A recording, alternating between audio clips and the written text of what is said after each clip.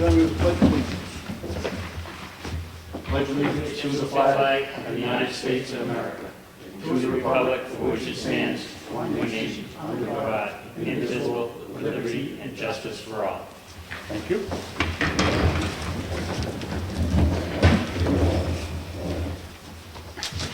First, we have the minutes of the Selectmen's meeting which occurred on Wednesday, January 6th. I make a motion to accept them as printed.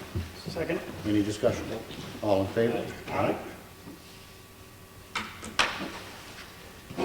We have the minutes of the Selectmen's meeting which occurred on Monday, January 4th. I make a motion we accept them as printed. Second. Any discussion? All in favor? Aye.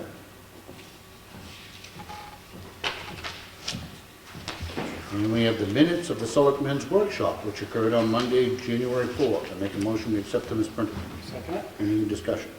All in favor? Aye.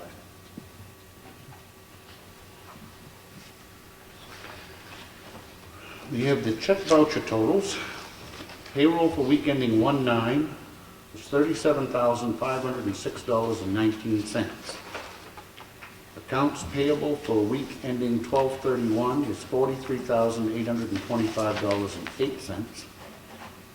And accounts payable for week ending 1/2 is $46,923.20, for a total dispersed of $128,254.47. I make a motion to sign. Second. All in favor? Aye. Again, this week, we've got some of the accounts payable attributed to 2015, some to 2016, so that's why there's a dual amounts.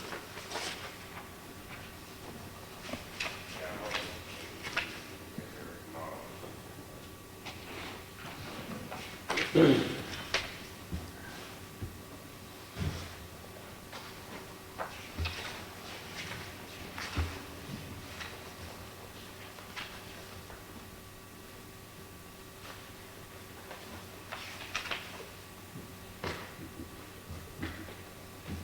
it may seem like we're blowing through some of this stuff, but we have all independently had an opportunity to review everything in the folder prior to the meeting. We've done so and read it. We have a notice of intent to cut. This is on map 252, lot 31, Walker Hill Road, 16 acres. The owner is Stephen Brown.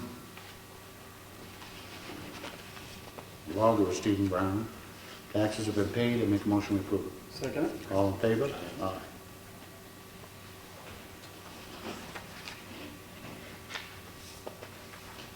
We have the Highway Department work log, which is here in the folder for anybody to look at if they'd like. We have a notice to the board from Brad Harriman. Attached are 2 applications to the New Hampshire Department of Transportation to conduct road safety audits. These being at the intersection of Route 16 and Granite Road, and also Route 16 and Mount Shaw Road. These 2 intersections were identified last year during the Route 16 corridor safety assessment that went from Ossipee to Conway, that Chief Eldridge and Brad participated in. During that study, many intersections were identified as needing improvements to provide a safer travel way for the motorists, including the 2 listed here in Ossipee. One of the major criteria to qualify for a road safety audit is to have had a fatality or a serious injury crash in the past 10 years. The records obtained indicate that there was a fatality at the intersection of 16 and Shaw Mountain Road in 2010, and an incapacitating injury at the intersection of 16 and Granite Road, also in 2010. The timing is also right because the Route 16 and Mount Shaw Road intersection is located in the 10-year plan, which is the pavement rehabilitation from Route 16, from 16 north 28 miles.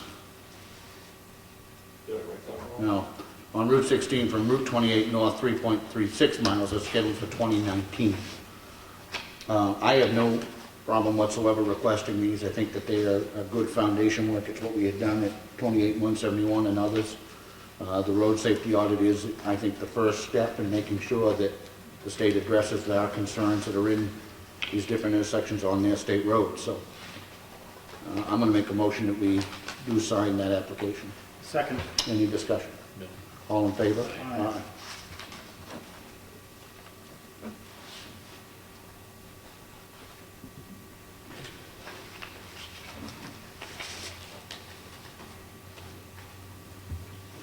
There's only room for one signature line, but I left room for the other two of you to sign if it gets important to do. We received a check back from the Ossipee Public Library for unused, unappropriated funds returned to the town of Ossipee in the amount of $4,750. With a signed thank you from the Library Board of Trustees. Well, thank you from the Board of Selectmen. That's always nice. We have a contract with Plodzik and Sanderson. This is regarding our financial audit. This is the same company that we've been with for some number of years. The only change in the contract from the previous contract is we actually put a requirement in that they have their final reports to us within 90 days after the completion of the audit. Other than that, I'm told that everything is the same as it has been right along. Anybody have anything else they want to add to this? No, looking forward to it. We've had a good relationship with them, and I see no reason why that won't continue. I make a motion that we sign the contract. Second. All in favor? Aye. Rick, what's the name of that company? It's Plodzik and Sanderson. It's Plodzik and Sanderson, Sanderson. They've been our auditor for about as long as I can remember.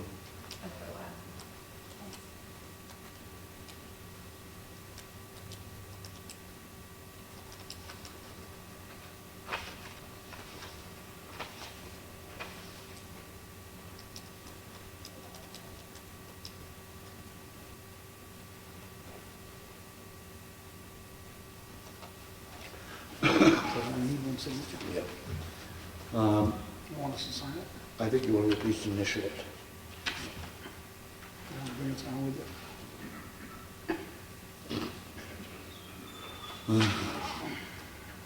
you? We have an application for veterans exemption.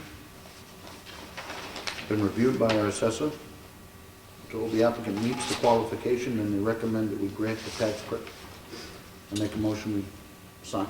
Second it. All in favor? Aye.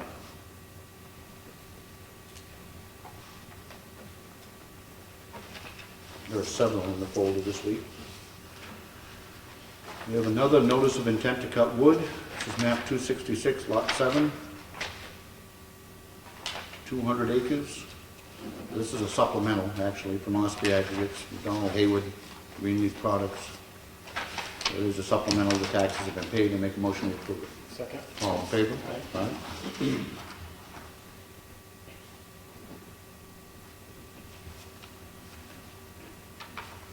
We have a notice of intent to cut wood, map 242, lot 33, 2 acres.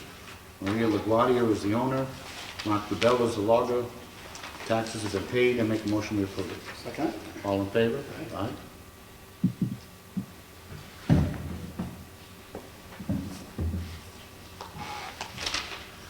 We have a notice of intent to cut wood. This is map 121, lot 3. Florence Hughes is the owner. Dale Crawford is the logger. Taxes have been paid. I make a motion to approve it. Second. All in favor? Aye.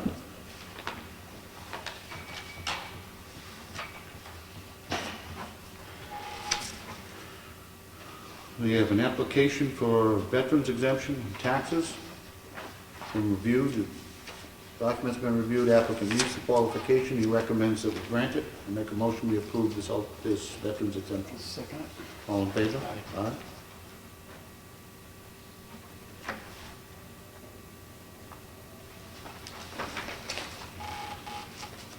We have another application for veterans exemption. Our assessor has reviewed his documents. He meets the qualifications and recommends that we grant it. Make a motion we approve it. Second. All in favor? Aye.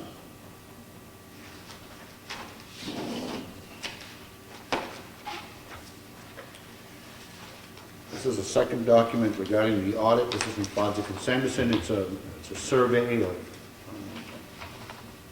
pre-survey that they have us fill out as to who is our bank and whether or not we have any knowledge of any fraud or anything else. I've reviewed this. Has everybody else had an opportunity to? I read it, yes. I had no issues with this. I make a motion to sign it. Second. All in favor? Aye.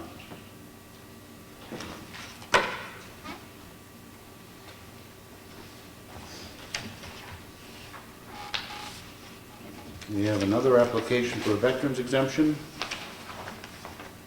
Our assessor has reviewed the documents, and he does meet the qualification. Grant recommends that we grant the tax credit. I make a motion we approve it. Second. All in favor? Aye.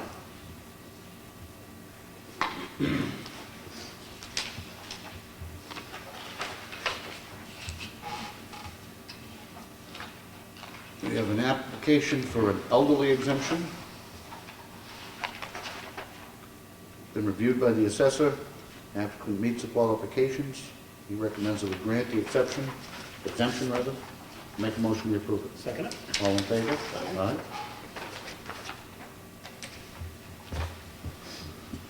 I typically come up this time of year. It is. It is very typical. While we're on that subject, we're going to be introducing a warrant article to actually increase two things. To increase the income limits that allow of the maximum amount of income that they can have to qualify. And we'll also be recommending in that warrant article that we increase the amount of the exemption.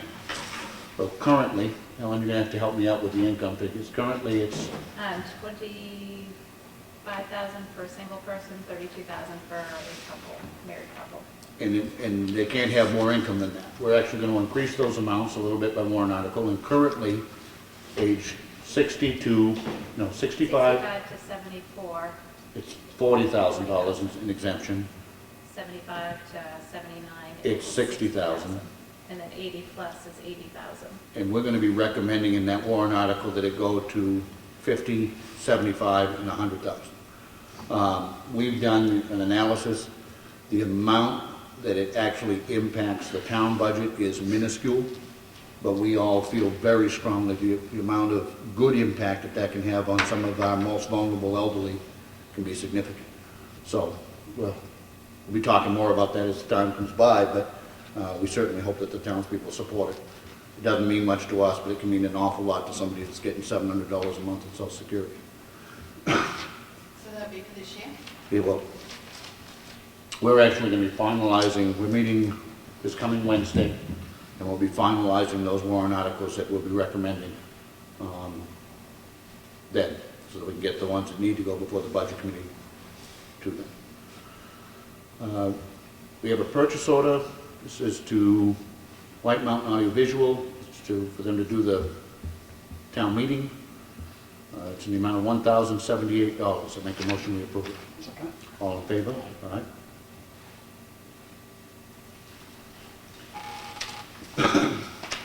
You have a purchase order. This is to Virtual Town Hall Holdings. It's for website development and installation.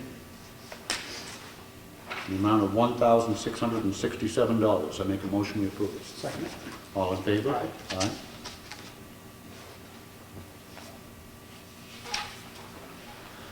You have a purchase order to Select Print Solutions.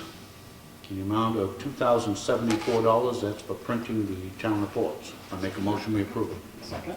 All in favor? Aye. Aye. There's a purchase order to Avatar Associates. It's for the software support for assessing. And that's in the amount of $5,888. I make a motion we approve. Second. All in favor? Aye.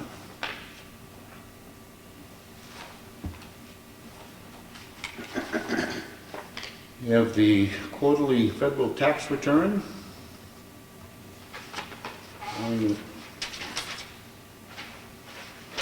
Paying them $118,170.67. I make a motion we sign. Second. All in favor? Aye.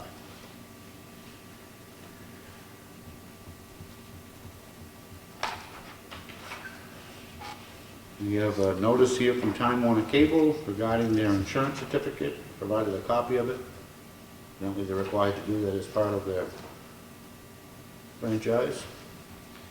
We have another letter about their, seems to be ever-changing programming. We have a letter from the Lakes Region Planning Commission regarding Brad Harriman, and he is currently on their Transportation Advisory Committee. And their records indicate that his term expires on February 1st. You still interested in maintaining that, doing that? Yeah. I make a motion that we renew Brad's appointment to that committee. Second. All in favor? Aye. You want to take care of that? Do you need a letter from us to them, probably? I think we normally send a letter. Yeah, just a letter from the town to confirm. Okay. Ellen, if you take care of getting that letter for us. Good. And that takes care of the red folder. Old business. Brad, anything new on the covered bridge? Must be pretty well wound down up there now. They're all wound down. I was up there actually this morning, and they're pretty well picked up. Their trailers are all gone. Their office trailer's still sitting there. They have gotten, substantial completion is done. Forms have been signed as of December 24th, and their due date for that was December 26th, so they met that. There was a punch list that they did just submit a pay request in for. I forwarded down to Hoyle Tanner. They're going to come up probably sometime this week, check out what little things were left on that punch list, make sure they were done before during the review of the Yep. final pay request. Okay. So, All right. Anything new on the highway garage? I met with with Bowen on Friday. Went over the electrical work there and stuff, showed them what we had there, what we're proposing to do, did kind of a wish list of what we want to see in there for welding station is going to be, for power supply, stuff like that around the conditioning and stuff. So they'll be working on getting that number into them. And I did ask them also I told them that the date for having the budget numbers to us changed is now going to be this Wednesday, so Yep.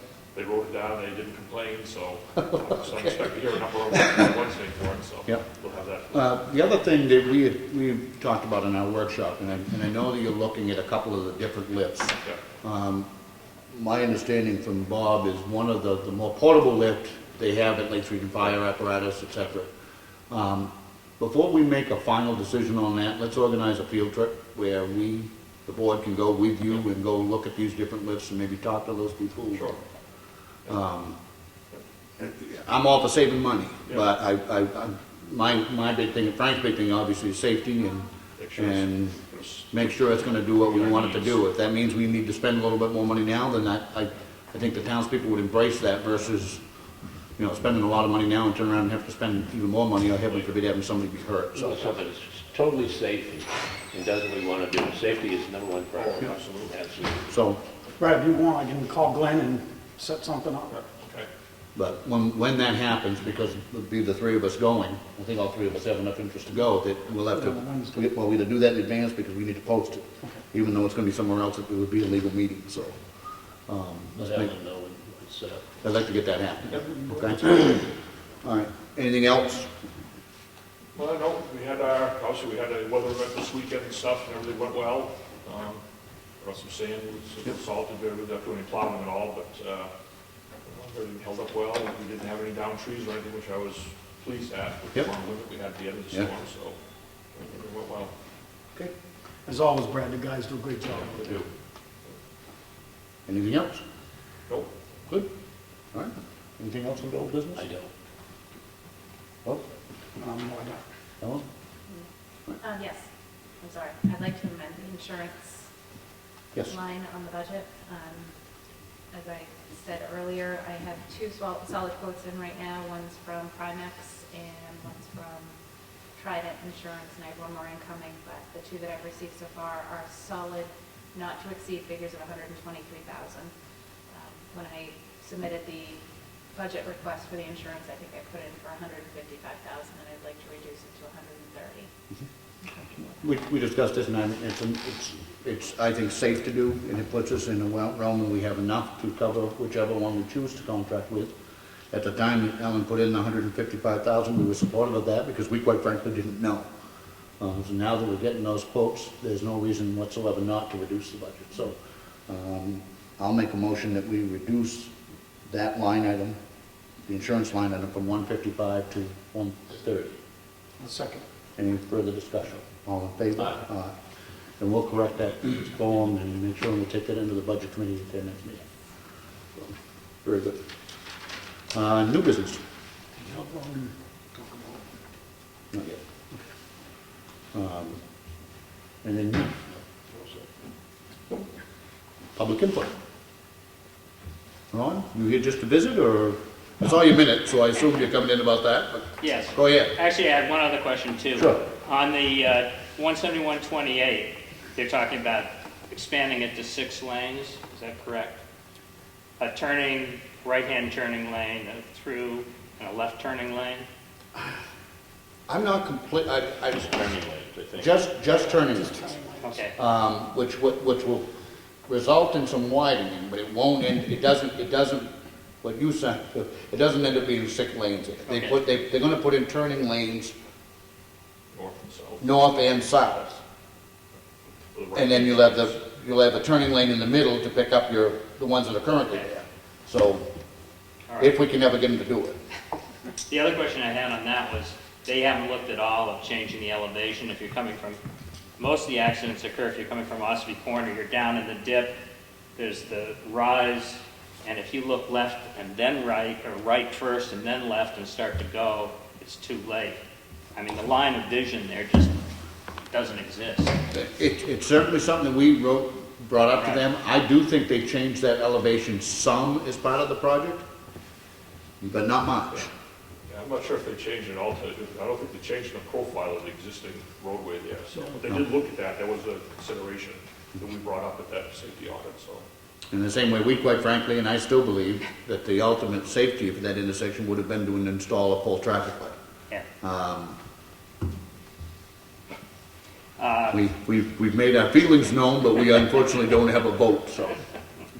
Yeah, I was here about the build-out study by FB Engineering, and how you would like to approach that. I mean, you Well- saw from our minutes, you know, what we were talking about, whether can we amend our budget presently, or would you prefer to have a separate warrant article, or amending on the floor at the meeting? Or none of the above. Well, listen, we haven't talked about this. I don't know how the two feel. I made my feelings quite well known in that meeting. Right. I have zero desire whatsoever to work with Green Mountain Conservation Group on anything. No, I know you and I may agree to disagree on that, but I have no confidence in the organization. I have no desire to work with them at all. Right. If they are still involved with it, I not only won't support it, I will actively speak against it. I don't think that organization has the best interest of the town of Ossipee at heart at all. So, But if are we're- they still involved with it? It's basically going to be a contract with FB Engineering to do the build-out study. My concern, and I'll tell you, I think that the build-out study could be useful. But I see it, and my reasons for not liking Green Mountain Conservation Group are aside from that, but I also think that what they were attempting to do, and what would be attempted to do, is to use that study as means of stopping people from developing their land and doing further, especially on the commercial side, which, I'll be honest with you, if you look at the amount of land that we have in conservation Right. now, it's a lot. Yes, I know. There is an awful lot of the town that, one, doesn't pay any taxes, and two, can't be built on, and you know something, I'm good with that. I spend as much time in the woods hunting as anybody does. Yeah. No, I've. But I also am found not in that favor, With all the current use land yeah, and conservation land, so I know. I am very also well. very skeptical about the conservation movement trying to prevent us from developing even more. For that reason, I'm not a fan of the build-up study. Not that the study itself wouldn't be useful, but what the study is going to be used for. I guess my response would be how Ossipee chooses to use the study. Because basically, it's going to be up to Ossipee, the planning board, the zoning, the selectmen, the highway department, what you do with the study. I think, Except that those groups would also have access to the results of the study. I mean, once we Right. do it, it's a public document. yes, So then those same groups, who I quite frankly don't want to work with, and I don't think they have the best interest of the town of Ossipee at heart, are going to have access to that study and be able to use it as ammunition against you, right. that you help pay and provide to them. Mhm. I'll be honest with you, that's my concern. Yeah, I'll be one, for working so many years, and this ties back into federal money and all kinds of other monies. There's so much closet data that's gathered in these type of studies. They go out and they gather it, and then they find this nice great big closet somewhere, and they stuff it in it, and you never see it again. I have a concern with the presentation that was given, as just how useful this really is. And at this point in time, I'm not a great big fan of this. I'm really not. And somebody would have to come forward, excuse me, and really say, this is how this data collected is really going to benefit this town. Because based on the presentation that I sat here through, I'm not convinced that that data is going to actually benefit Ossipee. And I agree that it could actually turn around and hurt us. So at this time, I'd like to have somebody really try to convince me, and they'd probably have one heck of a time doing it. So I really don't support it either one. I feel the same way. I just, So back to the issue of the budget. That doesn't mean it doesn't get voted on. I mean, there's a process. It is a little late to be amending the budget. I mean, we just amended one down, which is pretty easy. It's not as easy to amend one up. The budget committee has already voted on your budget. You can certainly put it on by petition, or on the floor of town meeting, you could certainly amend attempt to amend the budget at that time to increase it to the 6,000. I did see in your minutes, if actually what they voted on was to come up with 3, and for us to come up with 3, which I hope it was good intention, but I quite frankly considered it a little ballsy that the Conservation Commission was going to tell us to raise $3,000 towards a study that we're not at all sure we're in favor of, so. I guess that's up to you. I mean, if you want to put it in by petition or increase it on the floor. But I think other than that, I'm not in favor of changing it at this juncture. But, and I trust our guys. I trust our Conservation Commission. I want that very clear. I have a deep mistrust of some of the other organizations and what their agenda is as it pertains to Ossipee. And that's the only thing I'm interested in. What happens in Effingham, they can preserve all the Green Mountain that they want. What we discussed at the meeting, and our concern was down the road, as you look at what's happened in some towns with their lakes, with the high levels of fertilizer and so on coming into the lakes, destroying the quality, and ultimately that affects the property value. No question. And part of our concern was that we know Ossipee Lake provides quite a bit of revenue for the town, and if the property values down there drop, then you've got to get the revenue from somewhere else. Ron, I absolutely agree. The point being, though, a lot of those watersheds are already protected. They're already in conservation easements, a lot of them. Right. And this is where I think it almost gets, and I agree with you about the assessment. I mean, that's why the townspeople had supported working on the milfoil and everything else. I mean, it makes just plain good business sense. But at the same time, there can be no doubt about this. The Green Mountain Conservation Group was instrumental in stopping the town from getting access to the Lone Pine Beach. Right. So they have worked against the townspeople in getting them access to the beach. And then I turn around and asking those same townspeople to support funding to protect that water. Again, I'm a Yankee, but that strikes me a little. Yeah. And I have a built-in mistrust of them, because I do not think their interests necessarily coincide that with the town of Ossipee.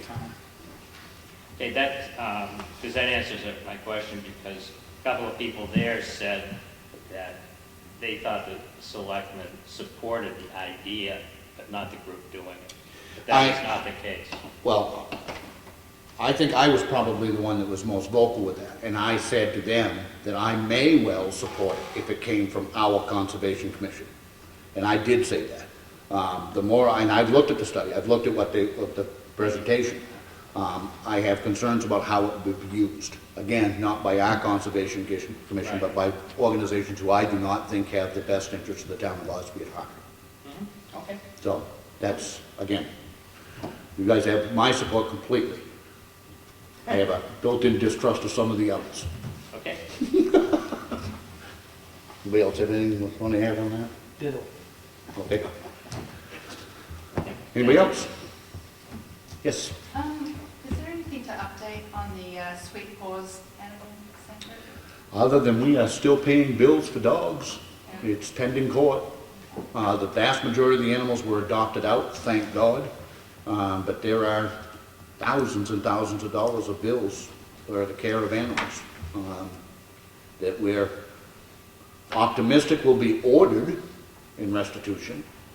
But just like the Lievi case, they can order them to pay restitution, but the old adage, you can't get blood out of a rock, is still true.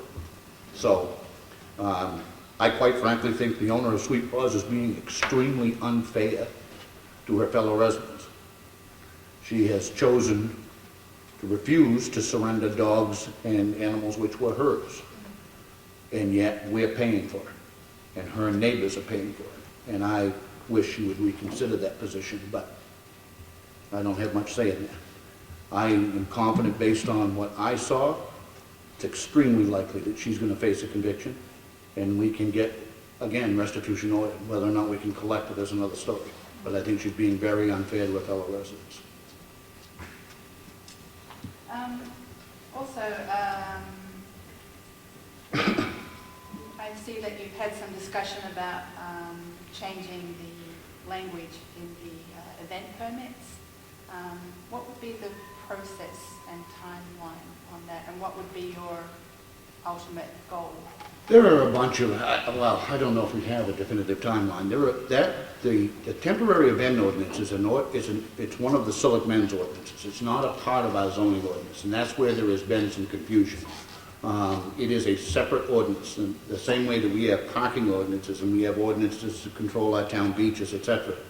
It is completely separate of the zoning. So it really just simply falls, and I say simply, falls to us to redo it. I can tell you that it was enacted initially years and years ago when we had a very large concert at the Science Farm that became what many people thought was dangerous, and that was how it was enacted. And it's kind of evolved a little bit over a period of time. And like anything, it needs to be revisited periodically and tweaked and updated as the times change. I don't have a sense of a timeline. Quite frankly, we've got so much stuff on our plate this moment that I don't know that that's going to happen anytime super soon, but it's something we need to look at. In this year? Yes. And the fact is, we're going to be compiling a list of all of the ordinances and take a look at them and see if there are, not just that one, but others that need to be updated, or if we haven't been using them, get rid of them. Well, you had talked about the sign ordinance being amended to this, but that's a ZBA. No, the sign ordinance is also the Selectmen's ordinance. In fact, we've had we instructed quite some time ago now for our zoning enforcement officer, and he's been compiling and going out and photographing all of the signs and starting to research which ones are in compliance, which ones aren't, which ones are grandfathered, which ones aren't, because we felt that that was a necessary step before we try to address the ordinance as a whole. That one is, again, potentially very time-consuming. There's a lot of signs if you start to go out. There's a lot of them. And, I don't ever want to restrict a business's ability to do business. I mean, people have a business, they need to have a sign. I also don't want to see wall-to-wall billboards on our roads either. So there's a balance to be struck, and I don't think that we have struck it very well so far. And hopefully we can make some changes that allow us to strike it a little better. And is there a list of your warrant articles available somewhere? There is not yet.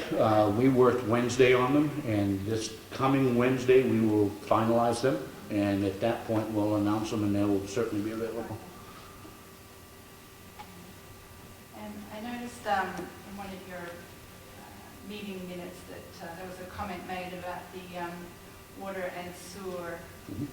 Two things. Water and that firstly they had purchased a truck and you were querying the process by which they had purchased that. What was the story? Are they unable to purchase their own trucks? Or? It's not that they can't. It's just that from a town standpoint, that you can't make a major purchase like that without having prior approval. I mean, when we get ready to buy this year, we'll be deciding again to buy a cruiser. We do that in the warrant article. We do that so that the townspeople vote on it. We don't go buy trucks mid-year. And that's, again, right now, the water commissioners have control of the water department, and it's up to them to explain why they do what they do and how they do it. They don't work for Who's asking the us. questions apart from you guys? We pay the water and sewer department the full amount of their appropriations, even though we haven't collected the full amount of the appropriations. Now, that's okay, because eventually we collect it, because they can only go 3 years before they run into the issue with the tax deed. So we collect it eventually. But if they were their own system, then they wouldn't have that luxury. And they literally would be times when they couldn't pay the bills. So it's not a viable option for them to be their own district. It wouldn't, I don't think it could hold itself up. So. Is there a capital works program for the water and sewer department? Are there, when you say that, you anticipate that the folks on the system wouldn't be able to afford the costs of running it, are there major works ahead that you know of, or? Not that I know of off the top of my head, but other than to tell you that the main part of the water system is getting some aid on it. I mean, there are going to be, at some point, some major improvements that are going to be necessary. Those water mains, they'll put in, it'll be 25 years now, anyway, coming down Mulper Road. What's the life expectancy on those pipes? You already need some replacement, that might be River, so. So, it's an aging system. It was like 25 years ago that they put that water system in. And like anything, I didn't like the system when it went in. I never made any bones about it. Again, it's the Yankee in me, but to put the wells in at the bottom of the system and pump it uphill never made any sense to me, and it doesn't to this day. But it's an aging system that's going to need a lot of work. And there are only 350 people on the water department, on water customers, fewer than that in sewer. And they were literally saddled with millions of dollars of debt for 350 people. I believe then, and I believe today, that the amount of money they spent, they could have drilled an artesian well on every property on the water system and given it to them. Those folks would have had their own well, and they would have never ever had another water bill. But that's our government at work sometimes. At this point in time, they're not ready for any major breakdowns. Couldn't handle it. But I think over the years, if the town takes it back, over the years, we can work together and form a budget and make it work. And a lot better than it is now. And the other thing I feel pretty strongly about is that we ought to have an advisory committee. And we'll invite, I hope, people who live on the water system, who want to be involved in its, in its future and have a vested interest in it, that they would be an advisory committee to give us advice periodically on things that they think need to happen, or problems with the system.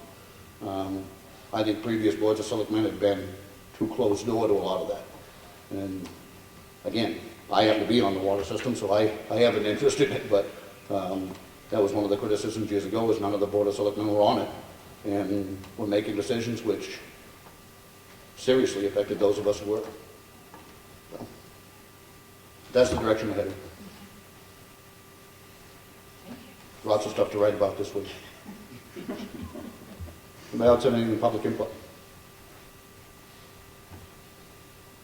We have no need for any non-publics tonight, correct? We have, again, I said this coming Wednesday, the 13th, we'll be meeting at 2 o'clock upstairs, and that's to finalize warrant articles. It's a public meeting, open to the public. Wednesday, on January 20th, the Budget Committee meets at 6:30. And they will be finalizing most of their final work. And Wednesday, February 3rd, the public budget meeting will occur here at Town Hall. I strongly encourage people to take this opportunity to be involved, to come, to listen, to ask questions. These are the time. Selectmen, the department heads, the selectmen, the budget committee have all done a lot of work on their behalf.